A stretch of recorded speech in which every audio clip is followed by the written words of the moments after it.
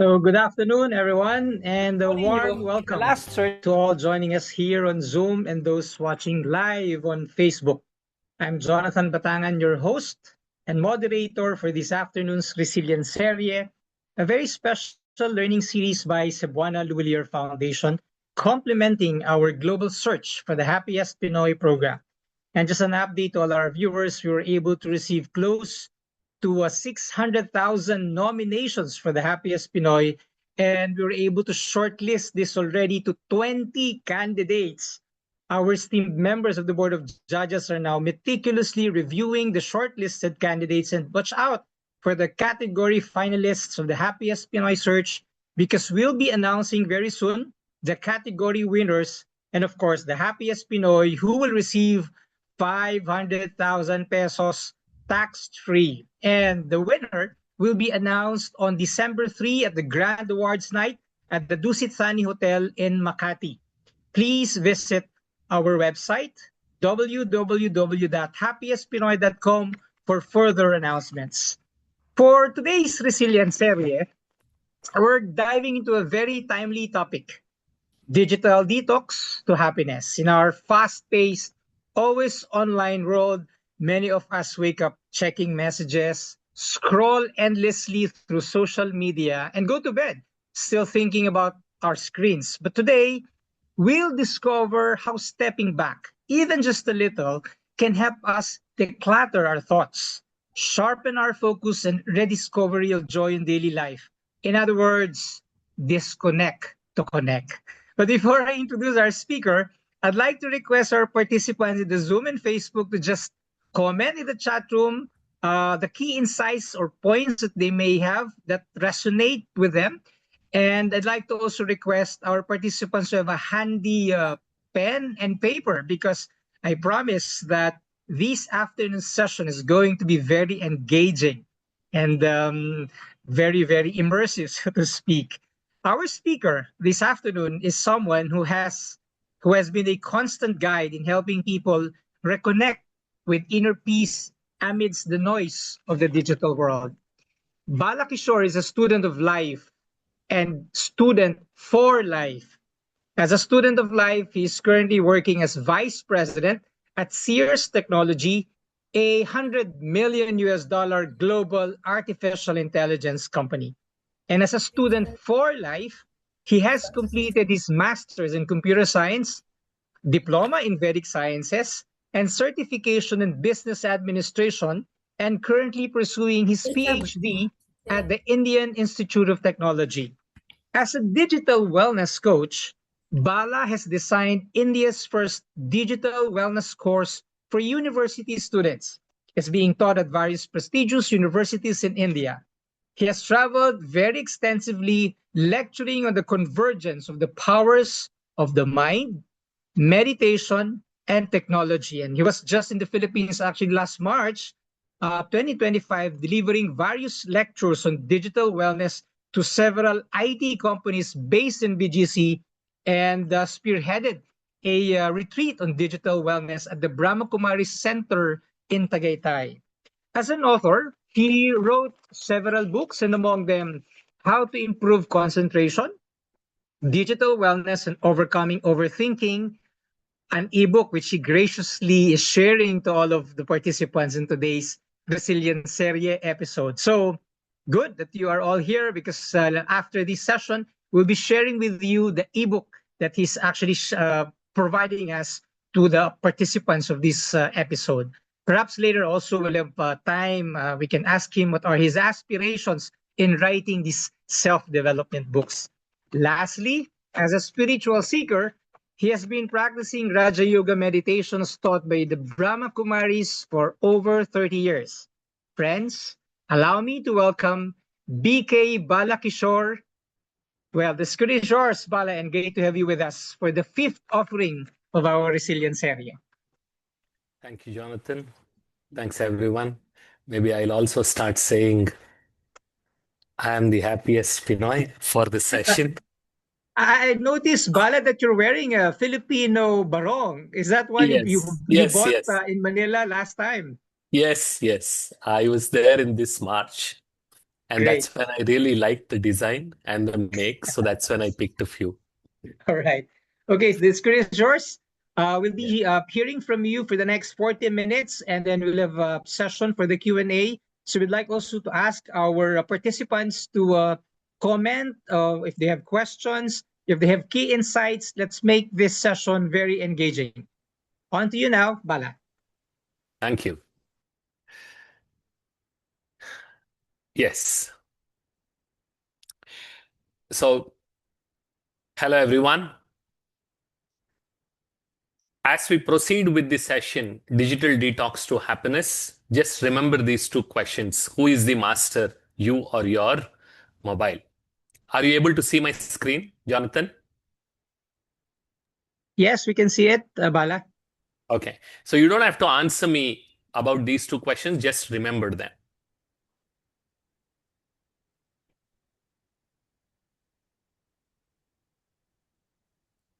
What our parents could not achieve, what our teachers could not achieve, that little piece of glass and metal has achieved it.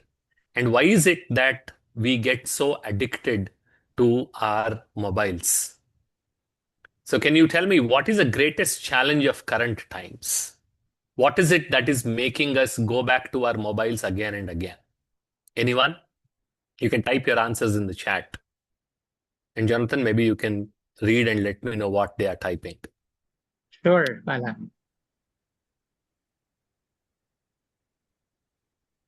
So it's going to be interactive, so I would encourage you to participate. So what is the greatest challenge of current times according to you?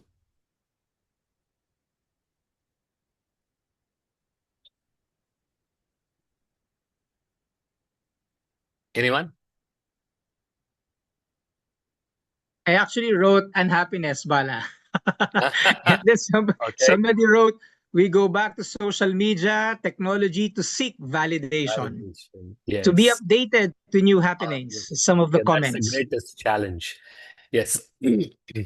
So when we talk about all these are right, but we want to go there because we don't know how to keep our mind positively engaged. This is the greatest challenge of current times. The reason why we pick up our mobiles or screens unnecessarily, even when there is no need, is because we want to keep engaging ourselves. And if we can learn how to keep our mind positively engaged, then a lot of this digital detox happens automatically. So we're going to talk about 3 M's today. We'll talk about mobile, mind, and meditation, which we will practice for a few minutes at the end of the session.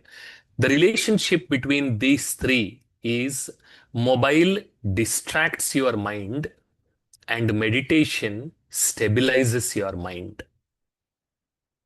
Mobile distracts your mind and meditation stabilizes your mind. That's the relationship between the 3 M's, and that's what we will be talking today. If you continuously keep having high calorie diet every single day and you are not able to burn those calories, what happens to your mind and body? Anyone? If you continuously consume high calorie diet, what happens?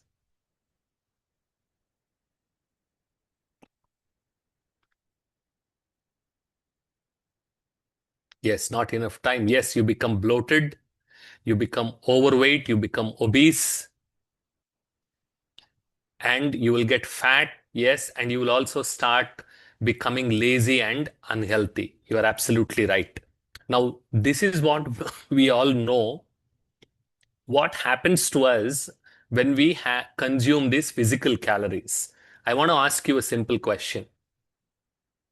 How many digital calories do you consume on a daily basis? Have you ever thought about that? And do you know what is happening to your brain and body due to your digital calories? I can very easily say that almost all of us are digitally overweight and some of us are digitally obese. So, what are these digital calories doing? Why should we worry about those? Because digital calories distract your mind and destroy your brain. Please make a note of this insight and reflect, because this is what we will be spending time in understanding. how digital calories distract our minds and how they are destroying our brain. The amount of digital calories literally we are drowning in, not even swimming, we are drowning in. Take an example. This is the details that I gathered about 6 months ago, and now they must have added another few thousand hours of content. 4 hours every day, 7 days a week, 365 days a year. It will take 100 years to complete. Amazon Prime Video, 26,000 movies, 2,700 TV shows, each TV show for 12 or 13 seasons, each season for 11 or 12 episodes, each episode for 45 to 50 minutes. Do the math. If it is Philippines, we have 10 plus streaming services there. And I haven't even included all your favorite games, apps, audiobooks, and e-readers. Now you can see the amount of digital calories literally we are drowning ourselves in, including kids. So what is the impact of these digital calories on brain and thinking? Let's explore that in a little more detail. Most of you must be seated. Don't touch your chair, but just feel the touch. How warm or cold the chair is, how hard or soft the surface is. Have you felt it? How the chair is? Yes? Now you must be sitting there for the last few minutes, but as soon as I asked you to pay attention to your touch, it became your experience. This is very, very important because whatever I pay attention to, that is what becomes my experience. That means whatever I pay attention to, that sensory input is processed by the brain, and whatever gets processed by the brain becomes my experience. That's why we call brain is a fantastic filter and attention is its gate. And wherever my attention goes, energy flows. Wherever energy flows, life grows, positive or negative. That is why we can clearly say that each one of us is a product of our attention. Who we are today is a product of attention that we paid until yesterday. And what we are going to become tomorrow is a product of attention where you want to put that attention today. So when attention is shaping every aspect of our life, like we have just seen, who or what is impacting our attention? Let's spend some time in understanding this. Because as I shared in the beginning, mobile distracts your mind. That means it is cutting your attention into small pieces. And unfortunately, I'm assuming, like in India, even in Philippines, nobody must have taught you about attention. That is, since childhood, we are not taught to pay attention to attention. Why is this important? Who is impacting? Let's check. When you are focused on a particular task, say you are preparing a document or you are trying to create an algorithm if you are a programmer or you are preparing a report, in between, when you are completely focused on the task, you receive a phone call. You stop what you're doing, receive the phone call, and get back to your work. Will you be able to bring back your focus immediately, or will it take some time? What's your experience? What's your experience? All of us know that it will take some time for us to bring back our focus. The reason is every time I perform an attentional switch, please write down those two words, attentional switch. It means every time I switch my attention from one task to the next, a portion of my brain's energy gets spent in performing that attentional switch. And that's what we call as brain's switching penalty. Every time I switch my attention unnecessarily, I pay the brain switching penalty. Ask yourself, in a livelong day, without any prompting, unnecessarily, how many times you are checking your mobile and how much of your mental energy is getting wasted in repaying this brain switching penalty. That's why on some days, if you are disturbed too many times, at the end of the day, you feel exhausted. But if you look back, nothing productive would have got done during that day because of so many interruptions. Because almost all your energy got wasted in repaying the brain switching penalty. Why is this problematic? Let's take an example closer home. If you want to cook some rice, you put the rice in the cooker, put it on the gas stove, switch on the flame. Every time you receive a notification, switch off the flame, attend to the notification, come back and switch on the flame. If you keep doing this, will it take longer or shorter for the cooking to get completed? What do you folks think? Will it take longer or shorter? You can type it in the chat.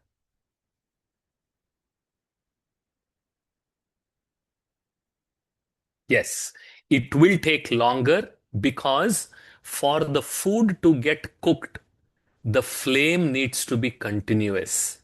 So please write down one more important point. Attention is that flame that is helping us accomplish things in our life. And every time you get distracted, you are switching off that flame. That is why both your efficiency and effectiveness and productivity got impacted after you have started using mobile because of constant distractions.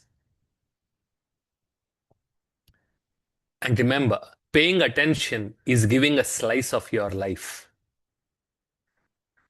So be careful to whom and what you are paying attention to. Now let's play a small game. Like Jonathan was mentioning, you will need a paper and a pen because there are some games which you still can't play on your mobile. And one such game is this. So take a fresh page and let me remove my blur. Okay. Are you able to see my page here, Yes, we can see Jonathan? it. Very Yes, we good. can see it, So Bala. take a fresh page like this and draw two lines such that your page gets divided into three parts. Easy?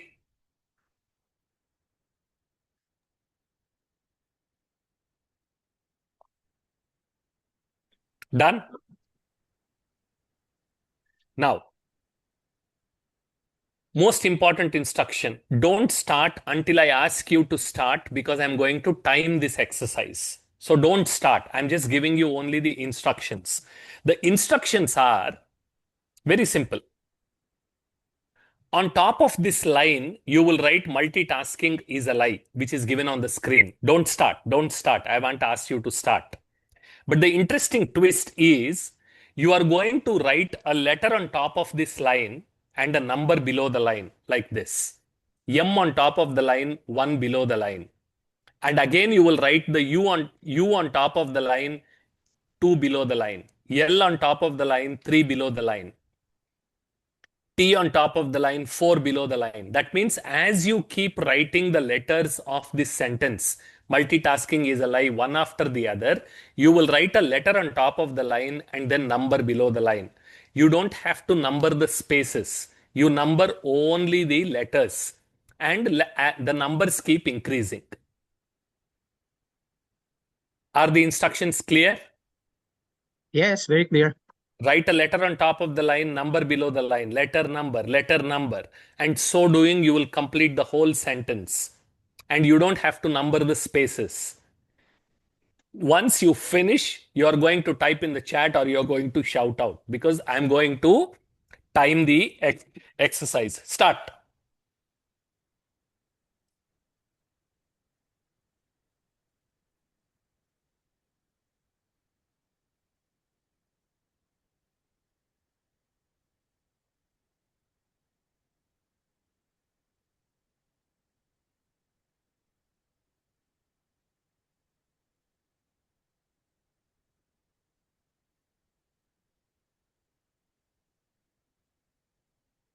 Ah, fantastic. It can't be 18, Jonathan. It's a little longer. No cheating. Yeah. I got some words Maria did wrong, it. though. Yeah. Yeah. Maria did it very well. She did it in 30 seconds. I'm waiting for others to complete. Others, are you done? Okay, very good. Sharma also says she's done. Very good. Okay, done. Now, let's do the second exercise. And this is what you should have got. At the end of first exercise, this is what you should have got. Now you have a second line. Listen carefully again. Don't start until I ask you to start. On the second line, this time what you're going to do is write the complete English sentence first and then write the numbers below it. The whole English sentence and the numbers are given on the screen. So first finish the English and then write all the numbers. Wait a second. Don't start. Don't start. Start.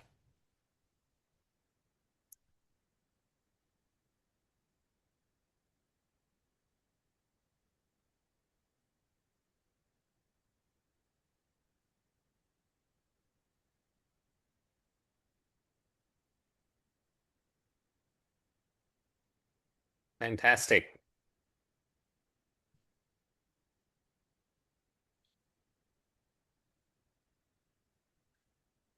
Very good. Very good.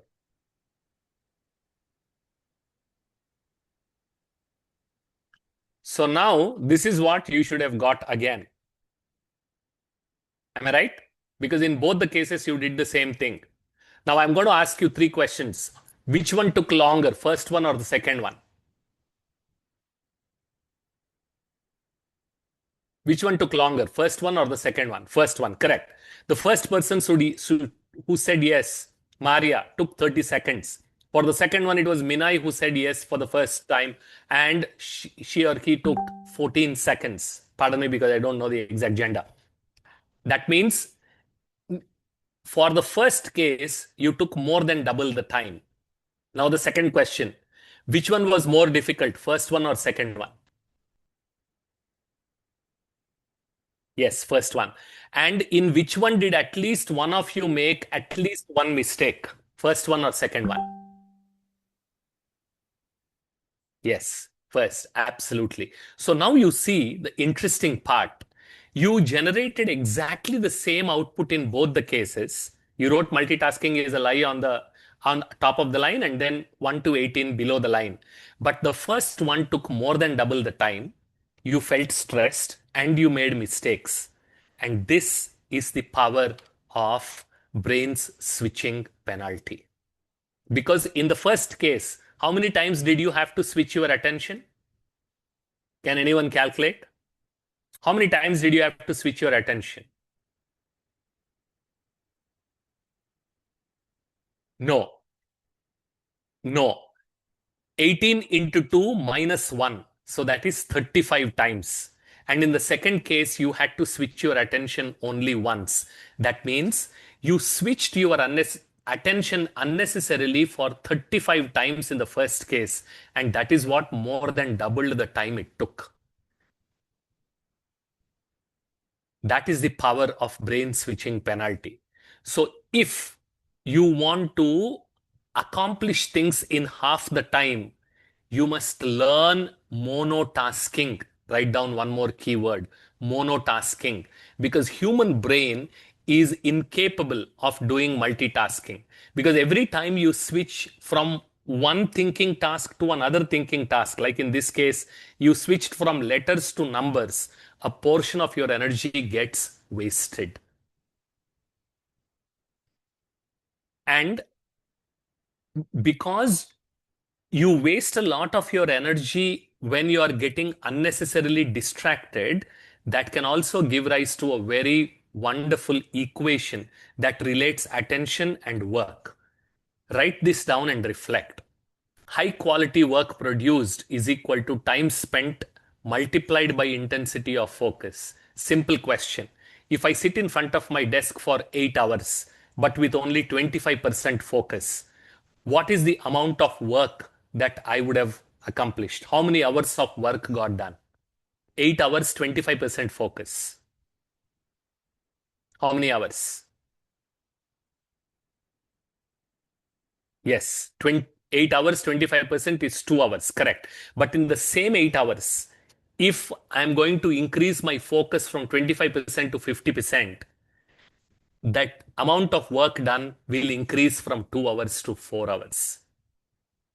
And no organization tries to measure the intensity of focus. So if you want to improve your efficiency or effectiveness, you must learn to pay attention to your attention. You must learn to improve your focus. That's where meditation comes in. Because attention is like oxygen to your mind. More oxygen, more work. Less attention, less oxygen, less work. So the more you pay attention to what you are doing without any distraction, the higher is your productivity. So one exercise I would like you to do once we finish this call is to sit and reflect how you can create a distraction-free workplace for yourself. Because when you remove all distractions, when you start doing monotasking, like you saw in that simple task that you did, sometimes your productivity doubles. That means originally you only need 14 seconds to complete the task. But because of constant distractions, you were unnecessarily taking 30 seconds. That means you are taking more than double the time of your original capability. You will also be able to experience your potential when you start creating a distraction-free workplace for yourself. So why we need to pay attention to attention? One more way to look at it. Can you see my glass? Yes, we Jonathan? can see it. Yep, we can see it. Very good. So if I keep shaking this glass, will I be able to use this glass? If I keep shaking my hand? Yes or no? We can't. If I want to use the glass, my hand should be stable. As long as my hand is unstable, I won't be able to use the glass. If this hand is my mind and this glass is my brain, if I want to use my brain, I must learn to stabilize my mind. Most important principle of digital wellness. The reason why we are not able to use our brain, whether it is professionals or students or elderly people in today's distracted times, is because your mind is constantly unstable. That means it is constantly getting distracted. So stabilize your mind to utilize your brain. And mind, brain, and body are very closely related with each other. And the flow is bidirectional, as you can see. If I am anxious, if I am afraid, if I am disturbed mentally, then brain sends a not okay signal. What signal does it send? When my mind is disturbed or unstable, what signal does my brain send? A not okay signal. When my mind is relaxed, when my mind is focused, my brain sends an all okay signal. There it sends not okay, here it sends all okay. That is why we say this is here at the level of the mind becomes a disease in the body. And this is where we must learn to stabilize our mind so that we can utilize our brain and keep our body healthy. Because if you ask any doctor today, they'll tell you more than 90% diseases are psychosomatic. They are starting in the mind before they start getting manifested in the body. And this is where meditation again helps in stabilizing your mind so that you can become healthy even through your body. We learnt about one property of the brain today, which is brain switching penalty. We are going to learn another property called neuroplasticity. Plasticity comes from Greek word plastikos. It means that which is flexible or that which can be molded. Neuroplasticity means brain's ability to change physically its structure in response to changes in the environment and the activities we perform. Let me give you an example. This is a slice of your brain that you are seeing with neurons inside. This is before learning something. Now, after you have learned something, this is what happens to the exact same slice of the brain. What is the change you are seeing? One is before learning, one is after learning. Anyone? More neural pathways, Bala. Very good. There are more neural connections and there are more neurons. Absolutely right, Jonathan. And this is exactly how we learn new things. Whenever you repeat a certain task with attention, which is what we call as learning, very useful equation. Learning is equal to attention plus repetition. So when you repeat a task with attention, the knowledge corresponding to that task gets encoded into a bunch of neural circuits inside the brain, like you can see in this picture. And the more you repeat a task, the stronger the neural circuits. The stronger the neural circuits, the longer you will remember, and stronger the neural circuits, the easier the task becomes. That is why since childhood you are asked, when you are taught tables or any new knowledge, you are asked 2 twos are 4, 2 threes are 6, 2 fours are 8. Repeat. Because repetition strengthens neural circuits. And interesting property of this neuroplasticity is whatever you repeat, brain makes it easier. Jonathan, can you repeat after me? Whatever you repeat, brain makes it easier. Whatever you repeat, brain makes it easier. Again. Whatever you repeat, brain makes it easier. Might as well put that in the chat. Yes, because whether it is positive or negative, whatever you repeat, brain makes it easier. Please remember this. And when you do this, ask your brain to worry, it becomes better at worrying thanks to neuroplasticity. And ask your brain to concentrate, it becomes better at concentrating. You just need to practice it a few times. And brain is value neutral. Whether it is positive or negative, whatever you repeat, brain makes it easier. That's why I call brain as a wonderful tatastu machine. Because in India, when younger ones, they bow in front of the elders bless them saying tatastu. Tatastu means whatever good you are thinking, let that happen. So if you are tell your brain, without binge watching for a couple of hours before I sleep, I can't sleep, then your brain says tatastu. It says so be it. And today you are watching for 2 hours. In 2 weeks, you will start watching for 2 hours, 30 minutes. And in 3 weeks, you will start watching for 3 hours because brain is making it easier and easier. But today you decide, I will sleep without doing any binge watching. I will not touch my mobile and I will wake up early in the morning. Then brain again will say, so be it. It will help you become a better version of yourself. So neuroplasticity is the God-given biological capability to help us become a better version of ourselves. Let me repeat. Please write and reflect. Neuroplasticity is the God-given biological capability to help us become a better version of ourselves. So any positive habit, you can create those positive habits just by repeating it. And remember, on one side, brain neuroplasticity helps you make things easier, and on the other side, digital gadgets are inherently addictive. They are designed to make you addicted to them because mobiles impact, and this is the reason why we say mobiles impact exactly the same areas of the brain as drugs like cocaine and heroin. That is why it's so difficult to move away from the mobile. How many of you have seen kids who don't want to eat food without watching mobile? And when you pull the mobile away, they get angry, they get upset, they throw tantrums. Some of them even fall sick. These are all mobile withdrawal symptoms. Because remember, mobiles impact the exact same areas of the brain that are impacted by hard drugs. That means from the brain's perspective, unli Uncontrolled mobile usage and you consuming drugs is no different. And that's why in today's times, internet addiction is a recognized psychiatric disorder. You will see South Korean teenagers, they wear diapers while playing games so that they don't have to take a bathroom break. And I'm not kidding.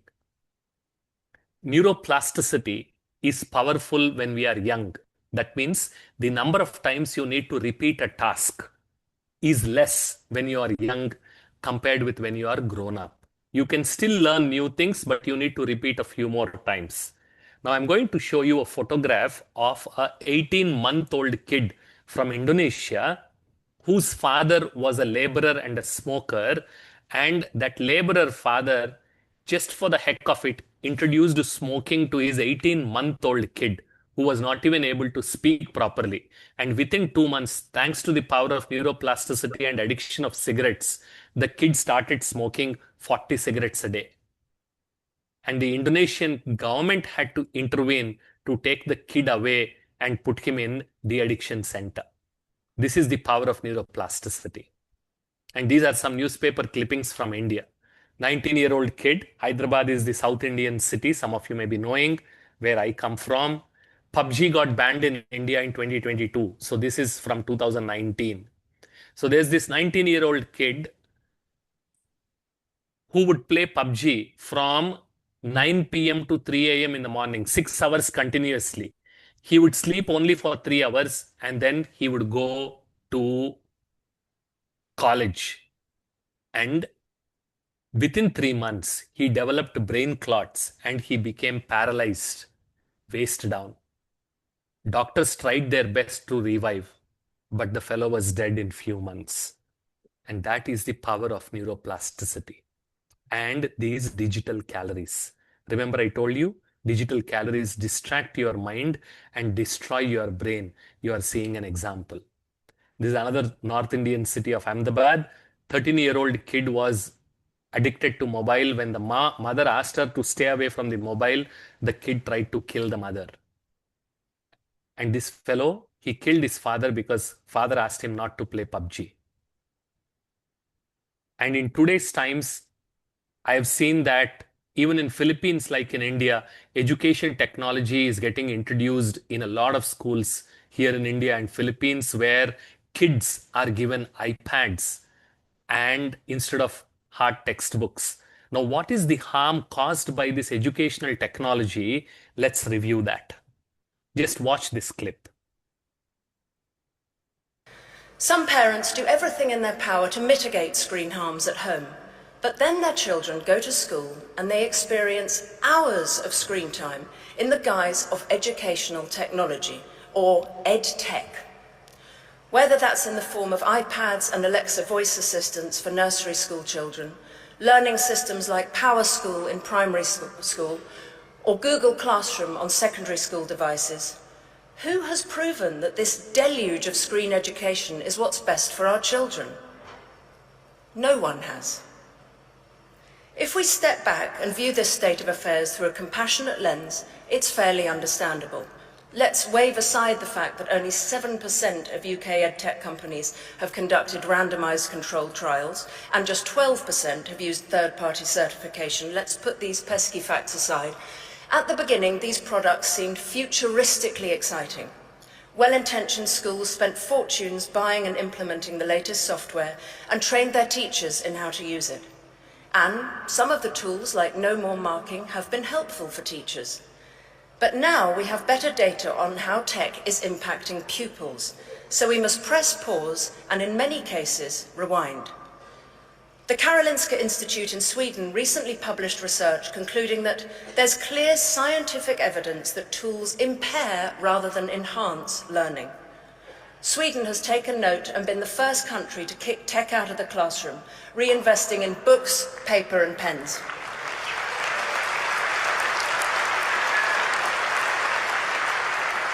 They had the courage to admit that EdTech was a failed experiment. Bill Gates himself said that devices have a lousy record in the classroom. Mark Zuckerberg went to a tech-free school in Boston. Steve Jobs didn't let his own children use iPads. UNESCO says moderation should be the key word relating to classroom tech use. So that's the impact of technology on the kids. Let's review what is the impact of social media. I'm just giving a glimpse in the given time. So this is the life on social media. What is the reality and what gets shown? More time you spend on Facebook or any social media platform, maybe Instagram for you or maybe Snapchat, it could be any social media platform, more lonely you will feel and higher the probability of becoming depressed. Decreased attention span leading to increased blue tick or black tick anxiety. If you use WhatsApp, you send a message. If it doesn't turn blue immediately, you become anxious. That is blue tick anxiety. Increased social media usage linked with lower self-esteem. And increased mobile usage linked with higher rates of depression and suicide among teenagers because of constant comparison. Here is the research done in US. In 2009 is when social media started getting available on mobile, and see the skyrocketing numbers.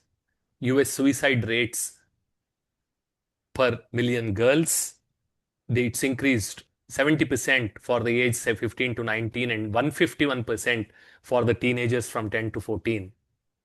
Non-fatal self-harm, because when you keep spending so many hours in front of the screen, you start feeling empty inside. So in order to create some kind of experience, you cut yourself, and that is non-fatal self-harm. And remember, social media is electronic cocaine. If you have any of these social media apps on your mobile, you are also an electronic cocaine addict, whether you like it or not. And a lot of times, why we continuously keep doing this every time we get a few minutes, whether we are standing in the queue, whether we feel bored, whether we are waiting for the meeting to start, immediately we pull our mobile because we have completely misunderstood relaxation and stimulation. Relaxation means think less, think slow. Stimulation means think different, think more. That is why, in order to relax, when you open your Insta stories or Insta reels or your Facebook stories, you will see that after the first few minutes, as you continuously you keep scrolling, 2 minutes become 20 minutes, 20 minutes becomes 2 hours. At the end of 20 hours to 2 hours, instead of becoming relaxed and energized, you become de-energized and start feeling demotivated and frustrated, because what you are doing to your mind and brain is you are stimulating it, you are not relaxing it. And how can I know what I am doing is relaxation or stimulation? Through this very simple insight. Wherever there is a screen, whether it is a 6-inch screen like your mobile or a 60-inch screen like your television or a 16-inch screen like your laptop, wherever there is a screen, it is stimulation. Write this down, and Jonathan, write it on the chat. Every single day, think about spending at least 30 minutes in screen-free relaxation. So whenever you are relaxing, there should not be any screens. Walking in the nature, playing with the kids, pursuing your favorite hobby, knitting, drawing, cooking, all of these can be done without any screens. And that digital silence is extremely important for normal and healthy growing of your mind, brain, and body. So there is not a single part of your body that is not impacted because of this mobile radiation. And another thing that is getting impacted big time is our sleep. When we continuously keep staring at the screen, at the laptop or mobile screen, even at night, we tend to fall asleep a lot later. The reason is, as it starts getting dark outside, brain releases a hormone called melatonin, which is called a sleep hormone, which relaxes our mind and body so that we can sleep. But if you keep staring at your mobiles or laptops, the blue frequency of the screen light tricks your brain saying it is not yet night, continue to stay excited. And that is why the sleep onset keeps getting postponed. And people are not getting enough sleep because of this digital addiction. What is the impact of this sleeplessness? This is simple, a representative list of the diseases that people are suffering from. at a younger and younger age because of their screen addictions. Just go through the list.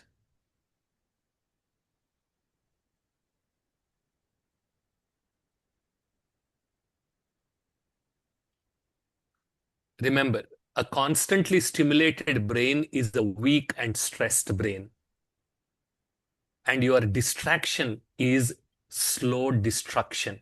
You are not able to realize because it is destroying you slowly.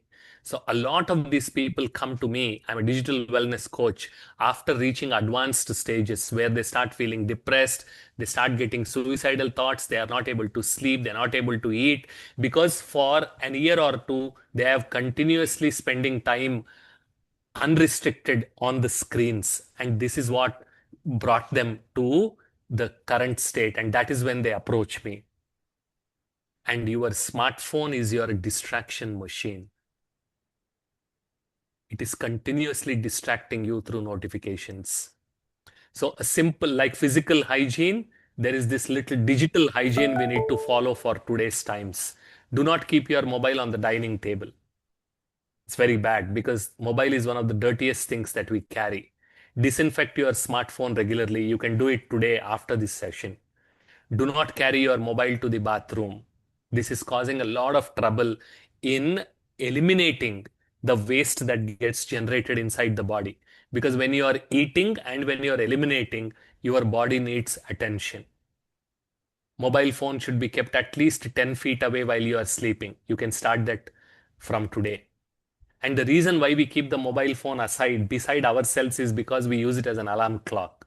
Do not use mobile as an alarm clock. If you are using it, then keep it in flight mode. If you cannot, then go order an alarm clock today as soon as this session is done. Do not touch your mobile at least for 2 hours before you sleep and 1 hour after you wake up, because that is what helps you to remain healthy, energetic, motivated for all through the day. And those 2 hours before you sleep will actually prepare your mind and body without mobile, without screens, to sleep well. And keep mobiles away from kids. Some of the simple ways to unplug, detox. That is why we call it as digital detox, because these digital calories have become toxic. So if you can switch to this mobile, this is the original smartphone. You are still accessible, but you will never be disturbed unnecessarily through stupid messages and notifications. Incorporate at least an hour of digital silence into your daily routine. Switch off all notifications. You don't need any of them because notifications are chief wreckers of attention. Stop all OTT subscriptions. Starting today afternoon, have screen-free breakfast, lunch, and dinner. Use mobiles only for essential activities. I'm going to share this slide deck with Jonathan. He's going to email it to all of you, so you don't have to worry about making a note. Once a week, do mobile fasting as a family. 24 hours, don't touch any screens. Uninstall all social media apps. If you can't, use a really long password. I will not use my Instagram for more than 5 minutes. That's your password. Because the desire to check social media is highest in the first 20 seconds. And when you spend those 20 seconds in typing your password and you make a couple of mistakes, you are not able to log in, your mind switches and you will be able to do something more productive. No late night binge watching, and don't be so merciful towards your mobile. Be merciless with your mobile, but merciful with yourself. And Brahma Kumaris is the spiritual organization that I'm associated with. Its branches are there even in Philippines. We have started this Brahma Kumaris Digital Wellness Initiative in order to create this awareness about the overuse of digital gadgets and to promote responsible digital gadget usage. That is the goal of this Dwell program. So we created a textbook. It has 5 units. The first unit talks about attention. Second unit talks about the power of brain. Third unit, power of mind. And fourth unit about science of addiction and de-addiction. And fifth unit about digital wellness techniques. So this, we can create a 30 hours 2 credit university level course for which this is serving as the textbook. So if any one of you is interested, you can contact Jonathan. He will be able to share this with you in a few months. We have also signed these memorandum of understanding with multiple universities across India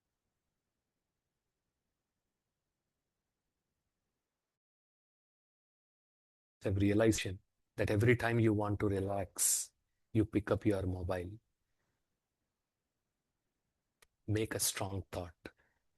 I am the master of my mind. I am the master of my mobile.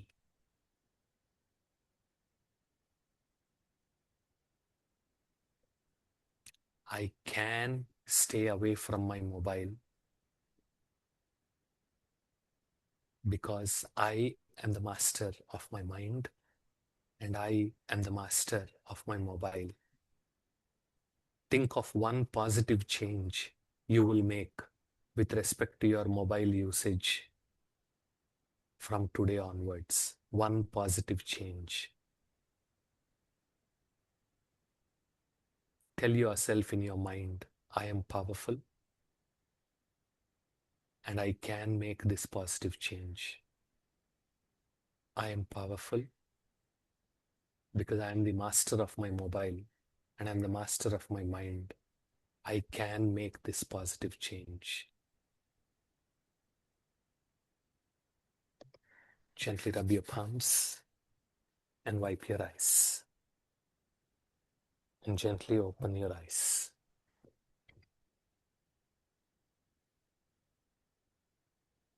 Wonderful.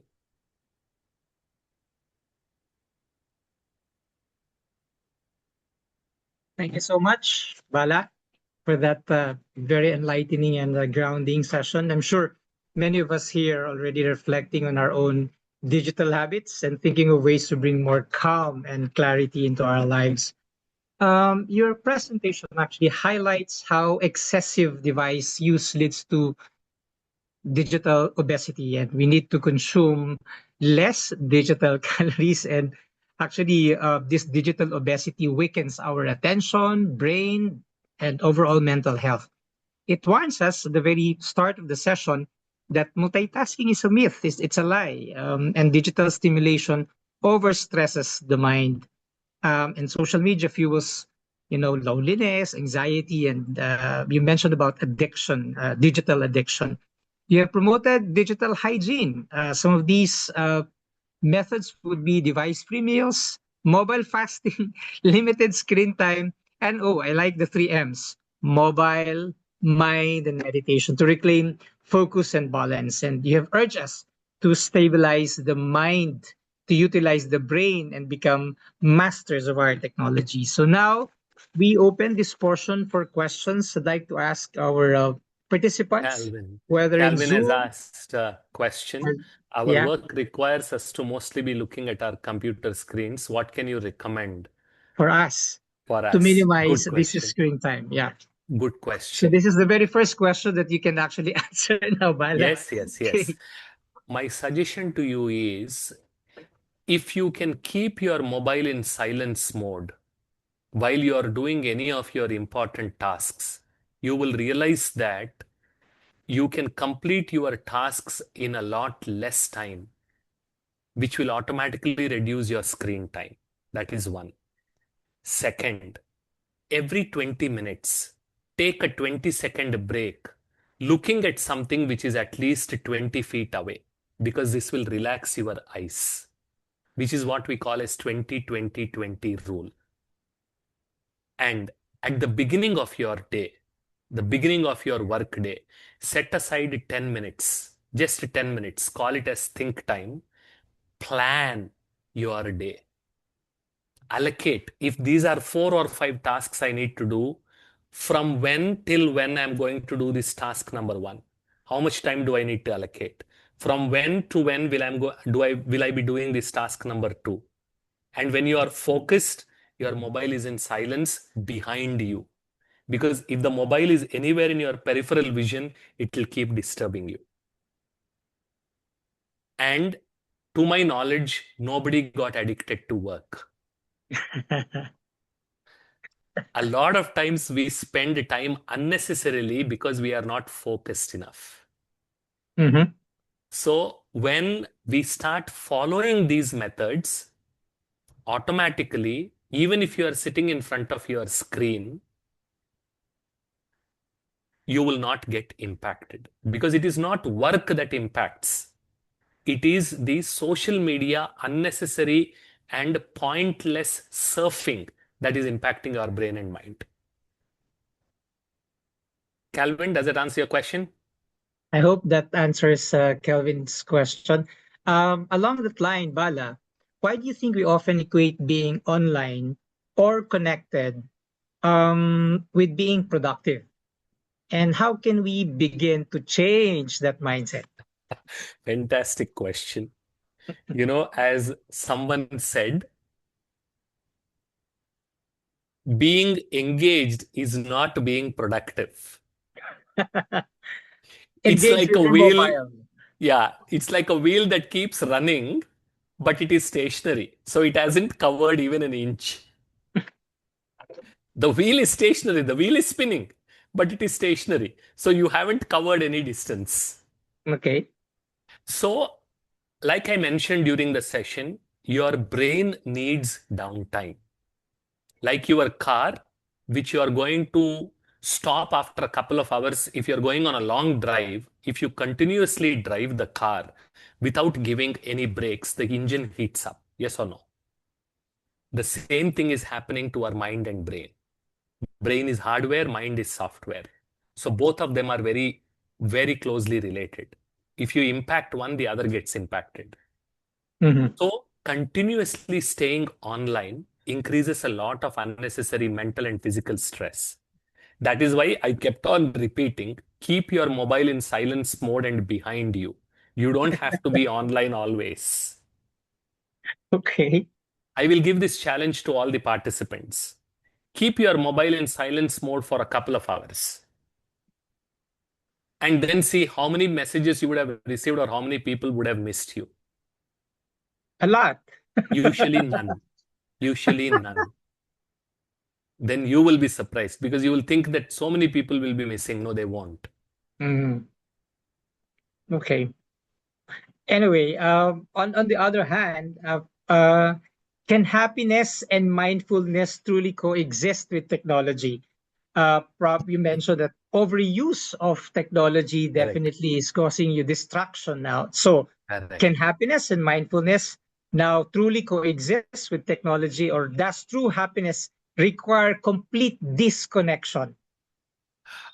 See, again, I would say an and not an or. Like so many of you learnt about what digital calories are doing Mhm. through this online session, which is also a digital calorie. So there are good digital calories, there are bad digital calories. Like in food, there is good nutritious food, there is junk food. And anything in excess is bad. Mhm. So if they are empowering you, they are helping you become a master of your mind and brain, they are increasing your productivity, then they are good calories. But if the digital calories are making you feel addicted, are making you feel frustrated, making you feel powerless, forcing you to continuously do doom scrolling, they are impacting your sleep, they are impacting your productivity. Those digital calories are bad. There's another question, Bala, from Lynn. Yes, yes, When can you say this behavior becomes a habit to us? yeah. Mobile free 2 hours before sleeping and an hour when you wake up. Yeah, because the more you repeat, brain makes it easier, remember. And it becomes easier when the corresponding neural circuits have formed inside your brain. So a minimum of 2 weeks of practice will 14 start days. making these things easier, at least fortnight. And if you want to make it a very powerful habit, you should practice it at least for 4 to 5 weeks. It It has to all be depends consistent. on, yes, it has to Yeah, be consistent. and And even if regular. you slip in between once or twice, restart. Don't get frustrated Mhm. because that is the time typically it takes for the neural circuits to form. Even with 1 hour's practice, 1 day's practice, also neural circuits get created. But in order to sustain them, you need to repeat. Lynn said, well noted with thanks, will try my best. Don't say will try my best, Lynn. Say I will do it. I will do it, I yes, will because do that it. is when your brain will agree. Right. One of the three M's. I like your three M's, Bala. meditation, mobile, and what's the other M? Mind. The Mind. mind. I need to focus and concentrate on my mind. I need to make sure that I have less utilization of my mobile. But I'd like the other M. How do I now tap meditation as a way for me to regain concentration and focus? Are there particular times of the day or moments that are best for practicing digital silence? And how can we sustain that habit? You can practice that, as I mentioned, before you sleep, after you wake up, the practice of digital silence, and at least 2 or 3 times during the day. Even if you do the deep breathing exercise that we did for 2 minutes, that will actually help you to feel that relaxation. That's good. I have a question here, another on, but actually this is different. In an age where social media shapes our sense of worth, how can we protect our self-esteem and authenticity? Because other individuals would want to be validated through social media, right? So Yeah, this is a very big problem. This is where I was mentioning about, are you folks able to hear me? Others? Okay, Jonathan. So when each one of us recognizes our inherent uniqueness mhm, and realize that we can never become someone else and someone else can never become us, when you start realizing the power of your own uniqueness, then this desire to compare with others diminishes. Then you will not yearn for someone else's validation. Ask yourself, whoever is on the call, you can ask yourself, yeah, is there anyone else in this whole universe who is like you? No. You are the only one. You are completely unique. If you are unique, it means I am unique. If both of us are unique, it means you cannot think like me and I cannot think like you. That means your capabilities are different, my capabilities are different. Then what is the use of comparing an apple with an orange? You can never compare because each one mhm, of us is unique. yeah, So when you start remembering, reflecting, and practicing that I am unique and I need to work on myself to become a better version of myself, this unnecessary comparison and desire to get validated diminishes. mhm, Until you do that homework, you will continue to fall for the trap of this external validation. mhm. That's one of the works of the mind, no? To be powerful in thoughts, Yes. positive, and peaceful, right?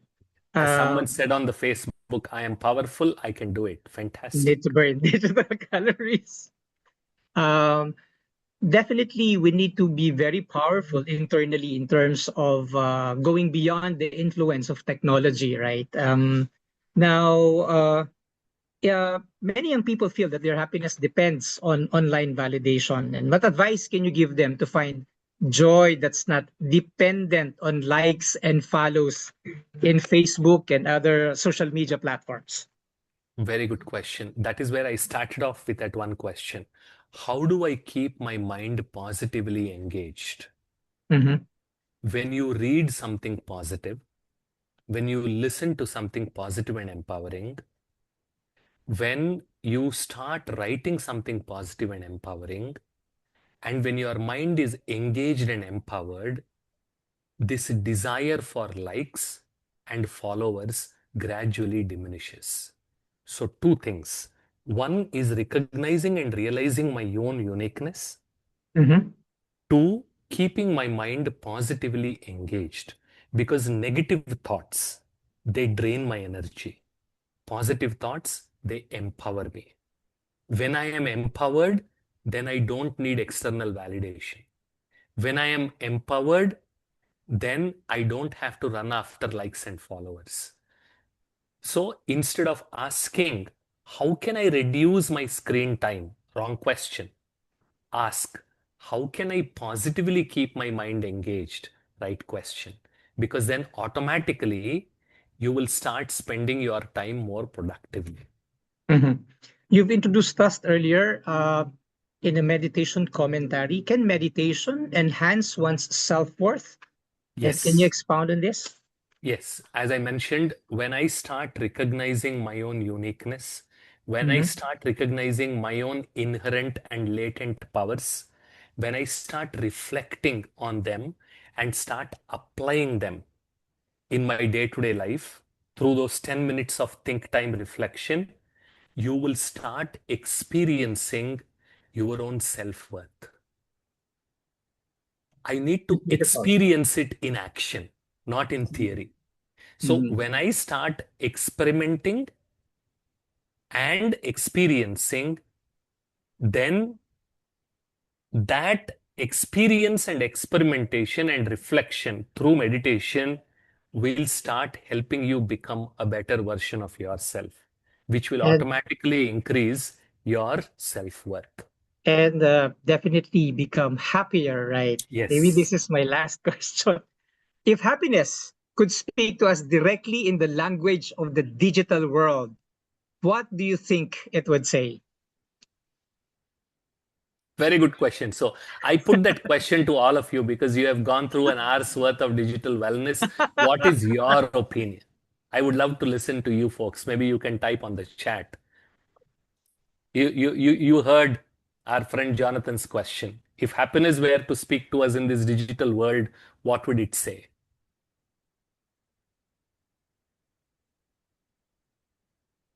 I can type my answer there. Please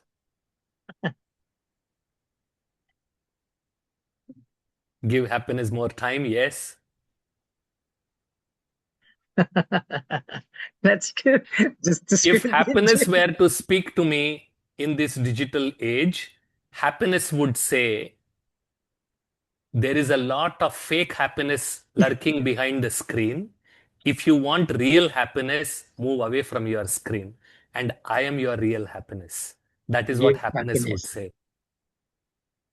So, le- uh, in probably Bala in moderation, not overuse, right? Because admittedly, we still need to use technology with our work and Correct. other aspects of our facets of our life, but overconsumption, overutilization of our digital calories is something that's actually not good for Correct. us.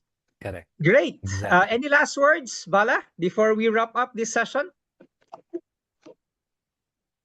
Please remember just this principle. Mobile is there for me. I am not there for my mobile. That's All the right. essence of digital wellness. Let's use our mobile very productively and not No, overuse very our simple mobile. principle. No, it's very simple. Mobile is there for me. I am not there for my mobile. Very enlightening session this afternoon. Bala, I understand you'll be coming over back to the Philippines in March next year. So hopefully we can hold another face-to-face session with you, right? I understand you were Sure. also with us here last March, this March of this year, right? Giving digital wellness to various IT companies here in Metro Manila. So I'd like Yeah. to thank Bala for the grounding session. You've reminded us that happiness isn't something we scroll for. It's something we pause, PAUSE for, right? Today we learned that Yes. the digital detox isn't about rejecting technology, but about reclaiming our peace, about using our devices consciously instead Yeah. of being consumed by them. Yes. And one of Yes. the most beautiful truths you share is that real connection begins when we disconnect from distraction. And when Yeah. we step away from the constant noise of notifications, we begin to hear something more profound, our Yeah. own thoughts, our inner calm, and the quiet joy of being present. With that note, thank you very, very much, Bala. I hope we can Thank have you. you one of these days back to our ResilienSerye. In fact, we'll have two more ResilienSerye. The next one will be with Denise Lawrence of Brahma Kumaris France to talk about the power of the mind in the next month's ResilienSerye. But I'd like to request all our participants in Zoom to please turn on your videos and just say and wave to Bala for such a very enlightening session. Let's thank him for taking time. I know India is still early there. We're 2.5 hours ahead, right, Bala? And Yes. it's good to be seeing you in the Filipino Barong. Thank you so much. Thank Until you. then, we thank also our audience participants from the Zoom as well as in Facebook Live. Thank you very, very much. Take Mabuhay care. from All the all of best. us. Yes.